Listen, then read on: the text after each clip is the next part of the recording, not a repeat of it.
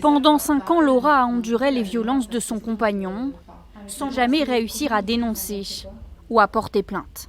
Je n'arrivais pas à mettre en fait le mot de violence conjugale parce que je l'aimais. À chaque fois, vous avez envie de retrouver les premiers instants magiques et vous trouvez des excuses. C'est la faute de l'alcool, c'est la faute du travail, des problèmes d'argent. Mais la nuit du 16 au 17 avril 2018, les choses vont trop loin.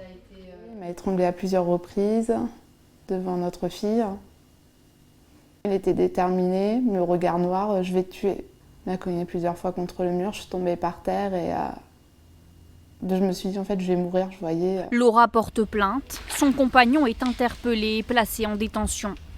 Mais 10 mois plus tard, deuxième cauchemar. Sans que la jeune femme en soit avertie, il retrouve de nouveau la liberté sans bracelet électronique en attente de son procès. C'est comme si je me prenais en fait, un coup de couteau dans le dos.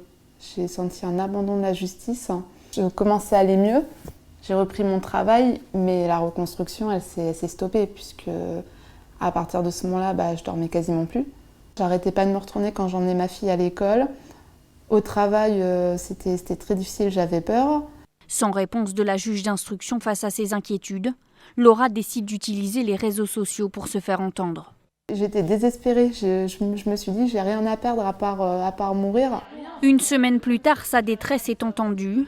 La secrétaire d'État chargée de l'égalité entre les femmes et les hommes, Marlène Schiappa, la contacte. Et le procureur ordonne de nouveau le placement en détention de son ex-compagnon. Un soulagement pour Laura.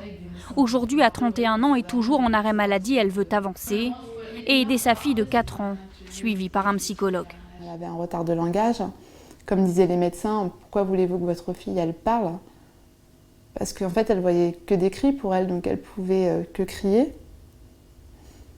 Donc voilà, tous les matins, je me réveillais, elle me disait maman, papa, bobo, elle me montrait mon cou. Donc ça, c'est très difficile. Le chemin est encore long pour réussir à oublier. Laura va devoir retourner devant le tribunal. Cet été, son ancien compagnon a été renvoyé devant la cour d'assises. Il sera jugé l'an prochain pour tentative d'assassinat.